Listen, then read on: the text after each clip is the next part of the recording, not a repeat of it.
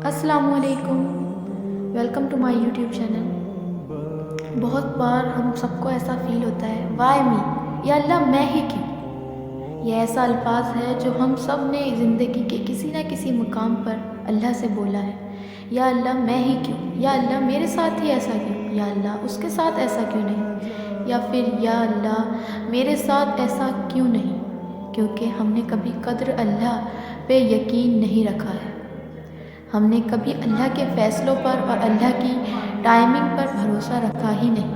ہم نے کبھی یہ بات سمجھنے کی کوشش ہی نہیں کی کہ جو دروازہ اللہ نے بند کر دیا ہے، اس دروازے کو ہم جتنے مرضی دھکے دے لیں، اس نے تب تک نہیں کھلنا جب تک اللہ کا حکم نہیں ہونا۔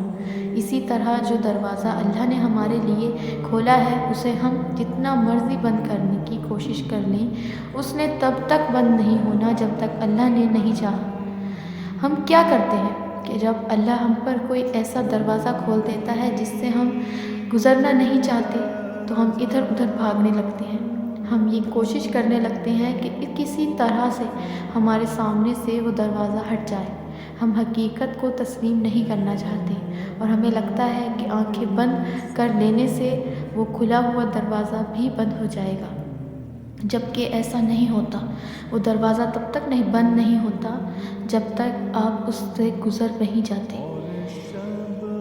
معاملہ بڑا آسان اور سادہ سا ہے۔ آپ خود اپنی مرضی سے ہمت کر کے اگر اس دروازے سے نہیں گزریں گے تو اللہ آپ کو گھما پھرا کر آپ ہی کے راستوں سے واپس آپ کو اسی دروازے تک لے آئے گا۔ یعنی آپ کے پاس اللہ کے فیصلوں کو ماننے کے علاوہ کوئی دوسرا راستہ نہیں ہے۔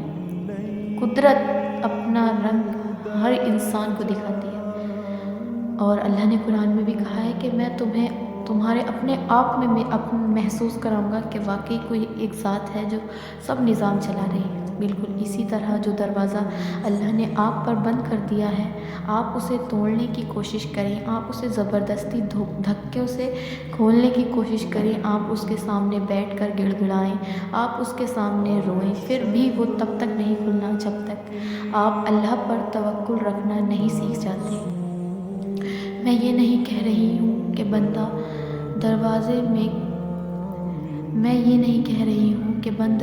کبھی نہیں کھلتے، بلکہ میں یہ کہہ رہی ہوں کہ بند دروازوں پر بس ایک محدود مدت تک ہی دستک دینی چاہیے۔ آپ اس بند دروازے کے سامنے بیٹھیں گے جو اللہ نے آپ پر بند کیا ہے۔ آپ اللہ سے پورے یقین کے ساتھ اس دروازے کو کھولنے کی التجا کریں، لیکن اگر وہ دروازہ بار بار مانگنے کے بعد بھی نہ کھلے تو یہ قبول کر لیں، جتنا تو توکل رکھیں کہ یہ دروازہ آپ کے لیے نہیں ہے۔ اللہ نے اس سے بھی خوبصورت اور بہترین دروازہ آپ کے لیے چن رکھا ہے۔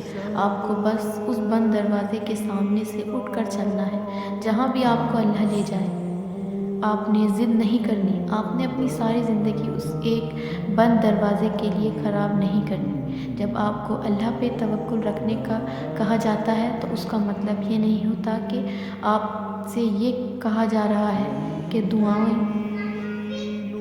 دعاؤں میں کوئی طاقت نہیں ہے یا آپ دعا کرنا چھوڑ دیں، بلکہ آپ کو صرف یہ سمجھایا جا رہا ہے کہ ایک محدود وقت تک کوشش بھی کریں اور دعائیں بھی، لیکن پھر جب اس وقت تک بھی دروازہ نہیں کھلے، کوئی حل نہ نظر آئے، تو اللہ سے یہ دعا کریں کہ اللہ آپ کو اپنے فیصلوں پر مطمئن ہونے کی ہمت اور توفیق دے اور آپ کے دل کو اس راستے پر موڑ دے جو آپ کے لیے بہتر ہے، اور کو ان چیزوں کے لیے ہلکان نہ کریں جو آپ کے ساتھ اور زندگی سے نکل گئی۔